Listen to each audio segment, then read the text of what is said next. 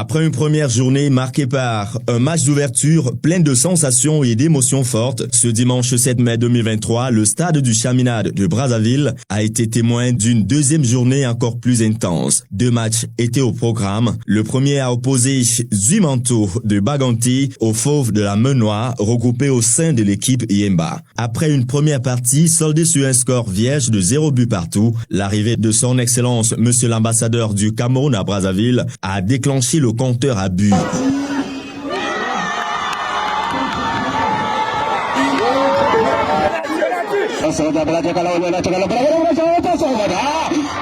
Deux pénaltys consécutifs sont transformés en but pour un score de 1 but partout, score conservé jusqu'à la fin du temps réglementaire. La séance de tir au but qui s'ensuit permettra de découvrir et d'apprécier le talent fulgurant du gardien exceptionnel de l'équipe Yemba. 2 tirs régulièrement stoppés pour une victoire explosive des Yemba sur les Panthères du Manteau. Ils croiseront le fer au TPO du Grand Mifi lors de la deuxième journée, comptant pour les demi-finales. Au milieu d'une ambiance encore euphorique, la deuxième rencontre ne tarde pas à présenter ses promesses d'explosivité et d'engagement.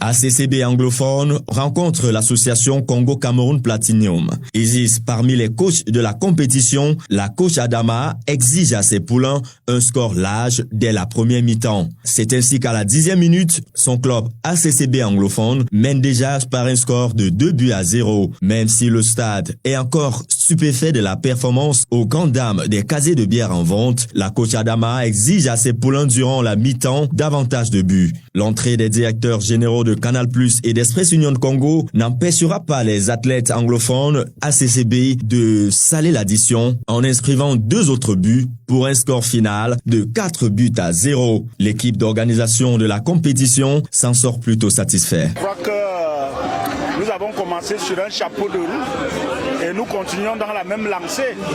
On a eu 2 très beaux matchs, un qui était plus équilibré et un autre où la communauté anglophone a fait une véritable démonstration de force. Je crois que c'est dans cet esprit que ce tournoi va continuer.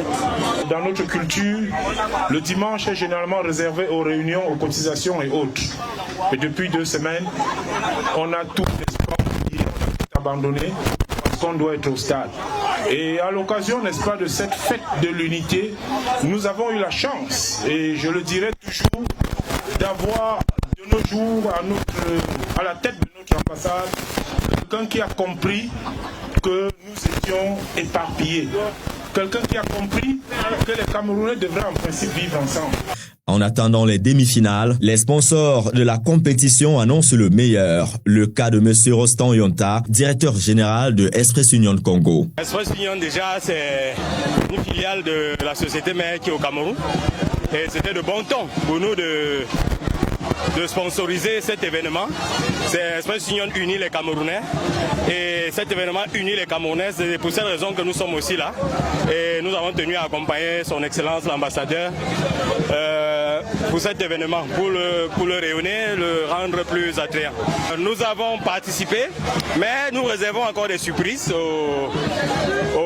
à l'heureux gagnant ou ceux qui seront sur le podium.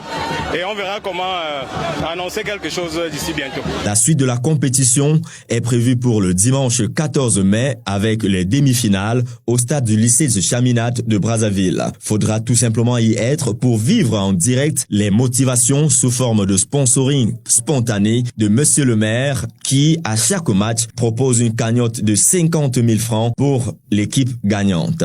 À dimanche.